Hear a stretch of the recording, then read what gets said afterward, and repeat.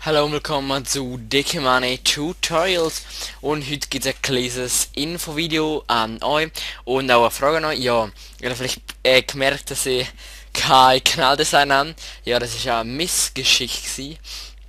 Also nein, eigentlich nicht, die haben es schon wieder löschen, aber die haben eigentlich als Eis selber gemacht auf GIMP, aber dann ist es glaube ich zu gross gewesen und es ist nicht gegangen zum reinfügen. Ja, jetzt habe ich keins, das ist natürlich super, also das finde ich so schlimm und eben fragen euch eben, wenn ihr wüssten oder wenn ihr es gerade schauen, einer wo gute Kanaldesigns machen würde mich sehr freuen, wenn du für mich Kanaldesign machen würdest.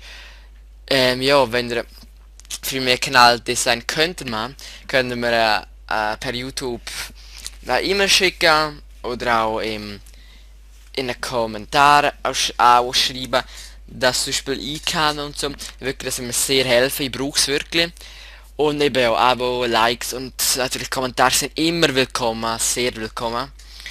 Und ja, ich hoffe jetzt, dass er ja, dass wir helfen können. Das wäre sehr schön, aber natürlich verlange ich es nicht. Ich hoffe es nicht. Okay, dann bis zum nächsten Mal bei Dekemane Tutorials. Bis bye. Nein, bis dann Leute, bye.